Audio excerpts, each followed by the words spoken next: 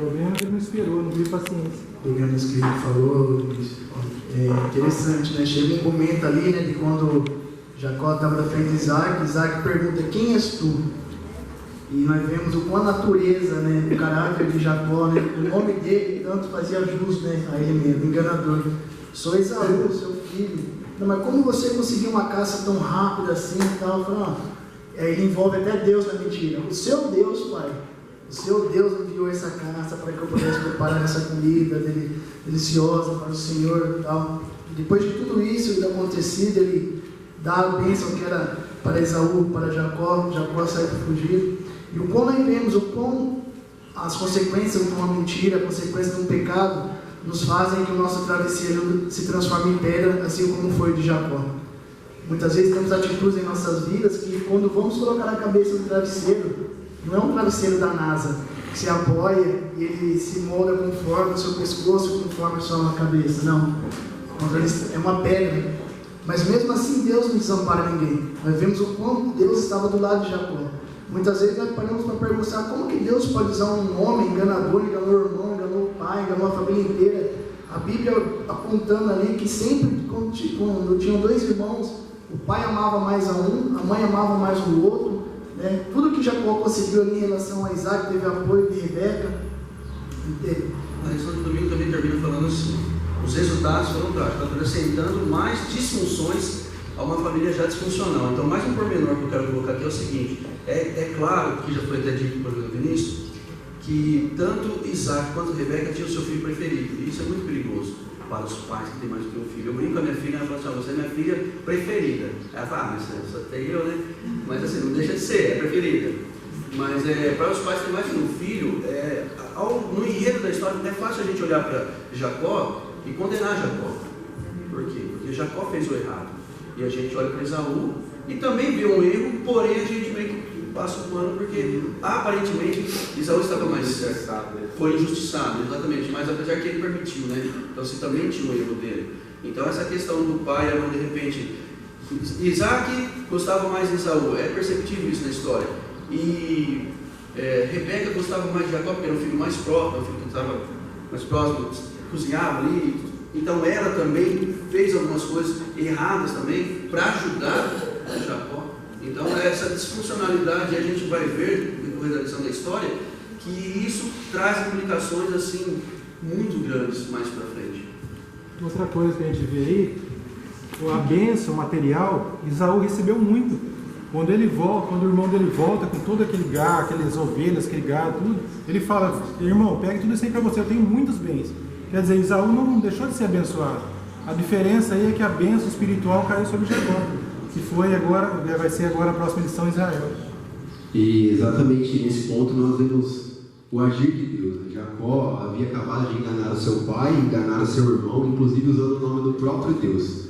Em determinado momento, enquanto ele estava fugindo, Deus fala com ele através de um sonho, através de uma visão. E Jacó então vê uma escada que descia e ligava o céu e a terra. E aqui nós temos uma referência, inclusive a Torre de Babel. A lição traz para nós essa comparação. Enquanto a Torre de Babel era um esforço do ser humano de construir algo que saía da terra e tentava se chegar até Deus, a visão que Jacó tem naquele momento da escada é Deus se estendendo do céu até a terra e alcançando o ser humano. Eu acredito que nesse momento Jacó começa a compreender, assim como Abraão compreendeu no sacrifício de Isaac, o que significava confiar em Deus.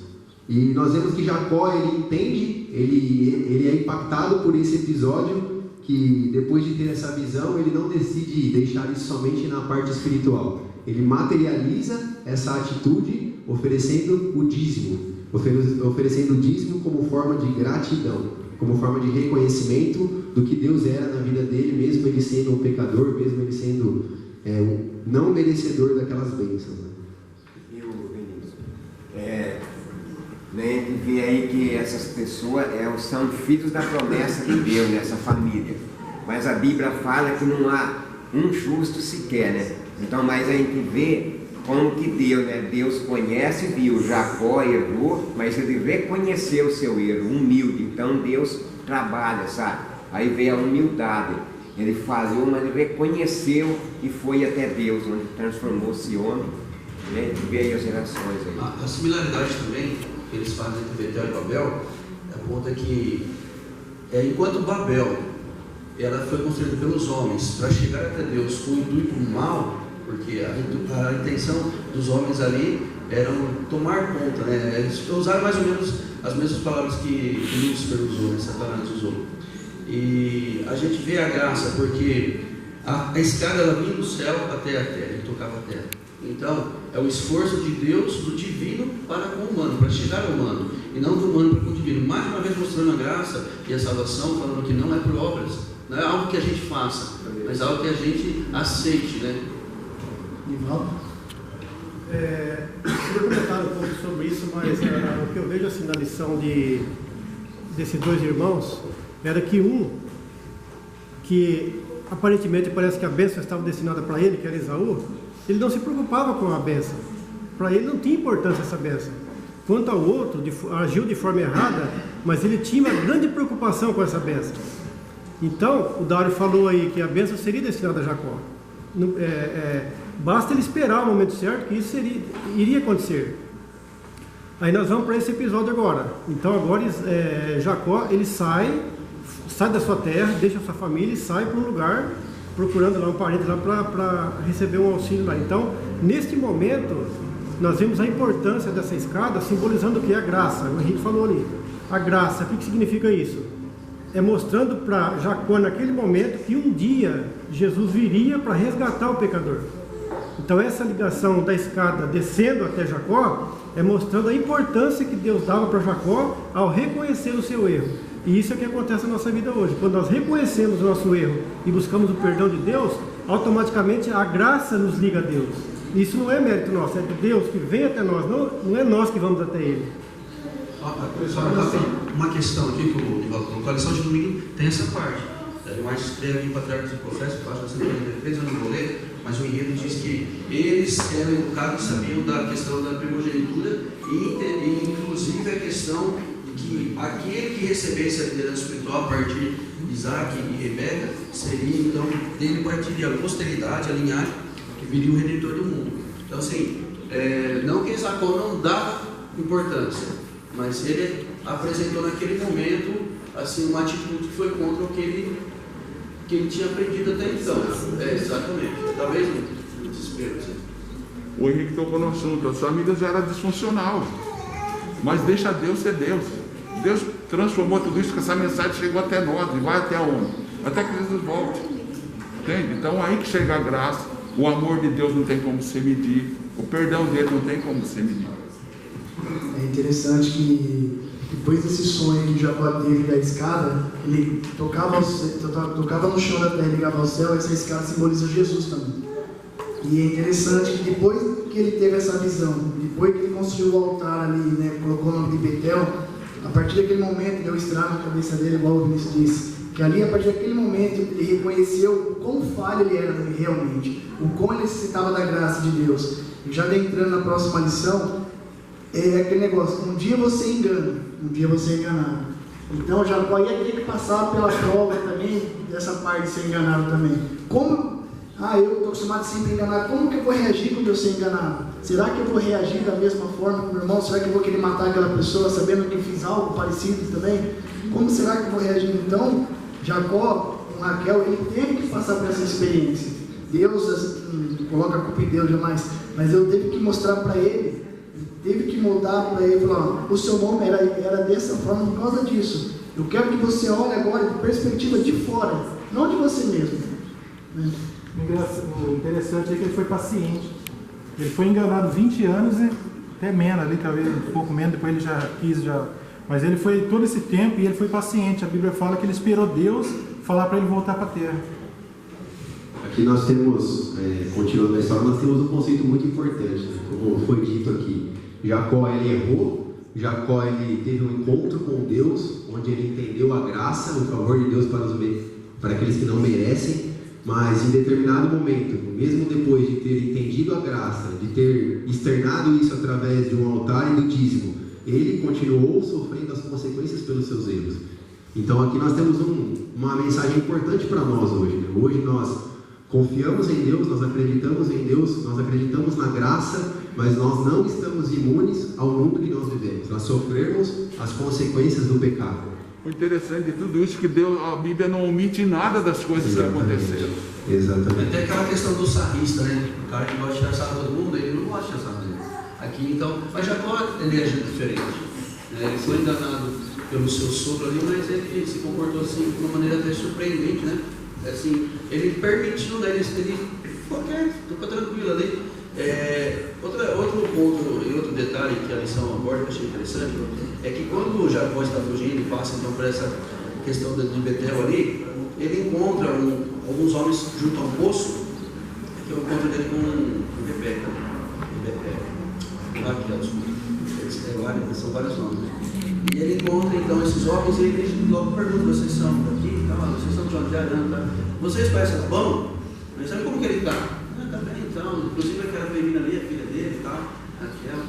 Então, está no momento de vocês dar água. Mas ainda dá tempo. Tiveram uma conversa ali, né? Eu achei interessante, eu não sabia disso. Eu aprendi muito com a lição. Raquel era filha de Labão. E Labão era irmão de Rebeca, que era a mãe de Jacó. Ou seja, eles eram primos de primeiro grau. E ali então ele conhece a Raquel, se torna a mulher de seus sonhos. E a gente conhece toda a história, que ele chega até o seu sogro ali, Labão, e fala que ele trabalharia 7 anos para ficar com Raquel, né? Era pagar ali o lote. E a Bíblia fala que aqueles 7 anos passaram muito rápido para Jacó. Só que ao ele se deitar na noite de núpcias ali, quem estava na cama não era Raquel, e sim Lia. E aí eu acompanhei os vídeos do pastor Clube, eu achei interessante, porque a gente fala que Jacó foi enganado, mas Jacó se permitiu fazer algo errado nesse momento. Porque tudo bem, não tem energia elétrica, né? O pastor não fala, mas será que não dá para você dar uma lamparina de azeite, alguma coisa ali para saber quem está? Ele querosene ali. Ele coabitou, e aí a gente vê o erro.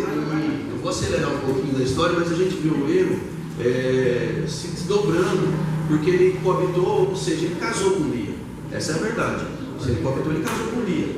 Ele teve que trabalhar mais 7 anos, esse foi combinado, para depois então casar com Raquel. Aí ele casou com as duas. Porém, a gente vê novamente a história de uma ser preferida e a outra não. A esposa preferida dele era Raquel, que era mais nova. Então Lia ficava de lado, porém Raquel era estéril. Você vê, Sara tinha problema para engravidar, a Rebeca era estéril, e agora novamente vem essa questão à tona, né? E aí então Deus concede que Lia tenha filhos. Ela tem o primeiro, que é Rúben, depois Simeão, depois o terceiro e o quarto, Levi e Judá, os 4 filhos que eram de Lia. Aí Raquel, se sentindo agora inferiorizada, ela faz o quê? Ela pega a serva dela, olha que interessante, assim como a Sara, né, seria no caso a avó de Jacó, fez, e a serva dela então começa a dar filhos também. Agora não vou lembrar a quantidade dos nomes, mas começa a dar filhos. Nisso, porque Lia já tinha parado também de dar filhos, ela faz a mesma coisa. Eu vou pegar a minha serva, porque eu falei, Vanessa, que coisa, né? Foram 4 mulheres aqui. E começou a ter filhos ela com a serva de Lia. E aí depois, então, aí Lia volta a ter mais 2 filhos, acho que é isso, até que Raquel tem um filho tão famoso, que é o mais famoso dos irmãos, que é José do Egito. Então você vê o desdobramento dos erros, uma coisa foi levando a outra, foi aumentando, foi proliferando ali na família. E a gente vê, depois, eu não só nem falar isso, mas o fato de José ter sido crentino novamente, porque era o filho da mulher querida, da mulher amada, e aí teve que tentar escapar dos seus irmãos, foi jogado, foi comprado, foi escravo e tudo mais. Então, os desdobramentos de erros. Eu acho interessante que no meio de tantos erros, de tantas falhas, tantos pecados ali, o quanto a presença de Deus é presente na vida dessas pessoas. Assim ali, né, como estava com Sara e Agar ali no meio de Abraão ali, que Abraão preferia a Sara ali, então tudo, mas né, Sara deu a Agar para ter um filho, Ismael, e mesmo assim Deus abençoou a Ismael, né? A mesma coisa acontece com Lia. Até bem falando o significado dos nomes. Rubem é que Deus viu o sofrimento que ele estava passando. Simeão, o verbo ali chamado ouviu. Até que ela entendeu o quanto que a graça de Deus fazia diferença na vida dela, que foi para o mundo de Judá, que era louvor. A partir daquele momento, Lia já entendeu, falou, não, eu só dependo de Deus. Por mais que meu marido talvez não me ame da forma que eu queria que ele me amasse, eu vou acreditar em Deus. Deus está do meu lado, Deus vai fazer jus. E nós sabemos de onde que veio, né, a descendência de Jesus. Geralmente, quando a gente vê os filmes de romance, a gente torce para um casalzinho, né, que se ama, né? Então, quando você vê Lia nessa história, parece que Raquel era a correta mesmo que tivesse filhos, mas Lia, por direito, ela era a primeira esposa de Jacó. É mais ou menos como acontece com Isaac e Ismael. Eu até brinquei lá na classe que seria uma batalha enorme no campo jurídico. Por quê? Quem que é o primeiro filho? Ismael. Não é o filho da promessa. O filho da promessa é Isaac. E por isso até hoje os israelenses e palestinos brigam, né, por essa questão. Mas a Bíblia ela deixa bem claro para nós que somos cristãos, né, e acreditam na Bíblia, ela deixa bem claro que o filho da promessa é Isaac e a posteridade vem a partir de Isaac. Por isso que o conceito de que Israel realmente é, né, o povo de Deus, a gente vê no enredo da Bíblia, né? Mas Lia, como Ismael lá também no início lá da história, eles têm um direito também. Então Lia, ela aqui, ó, quando ela coloca o nome de Rubem, quer dizer, o Senhor viu, como ele falou, ele viu a dificuldade que ela estava passando, porque ela estava sendo rejeitada. E é um sentimento muito ruim, mas você é rejeitado pelo seu próprio marido, sabendo que tem a irmã que é amada por ele, e acredito eu, né, que o Jacó tem uma parcelinha de culpa aí, não tão pequena, né? O Jacó também tem o seu irmão. É no costume lá também, a filha mais velha. No costume. É que nem vamos for, a Lúcia e a irmã dela. A irmã dela é mais velha que ela. Aí eu não, quero a Lúcia. Mas ele me dá outra, porque era não sei se era uma tradição, era um costume de a mais velha casar, né? Primeiro. Mas aí, Paulo, pode falar. A gente pensar desse jeito aí, você tem razão. E por outro lado, talvez a gente tem que pensar por quê? Porque se era um costume da época, Jacó sabia disso, que ele não poderia pegar a mais velha. Né? Tanto é que ele faz um acordo com Labão, né? Trabalharia 7 anos em troca de Raquel. Né? Mas aí ele foi enganado. Então, mas se a gente fosse... Mesmo que fosse o costume, ele falou, olha, vou trabalhar por Raquel. E aí Labão também... Então, mas aí, quando a gente trabalha assim nesse raciocínio, a gente pensa assim, nada a ver com a lição ali, mas uma disfunção ali do caráter ali. Quem que contribuiu para que Jacó fizesse tudo aquilo? Foi a mãe, foi Rebeca. Quem contribuiu para que... O irmão dela. Então, quer dizer, isso vai puxando uma coisa e outra que não está na lição, né? Mas o mais interessante de tudo isso, como nós estamos conversando aqui, é que muitas dessas histórias, ou melhor, essa história que nós estamos conversando e outras histórias, elas acontecem porque há um desvio de caráter do ser humano. E a Bíblia ela não esconde isso. Né? A Bíblia não é um livro de conto de fadas que vem nos trazer somente as coisas boas. Ela enfatiza as coisas ruins também, mas ela também enfatiza a transformação que essas pessoas têm a partir do momento que elas têm um encontro com Deus. Então nós vemos que a Bíblia, mesmo sendo escrita há tanto tempo atrás, em um contexto diferente, onde existiam tradições diferentes, ela mostra a natureza do ser humano e a graça de Deus em nos alcançar, exatamente como nós hoje. Hoje nós temos a nossa natureza pecaminosa, mas Deus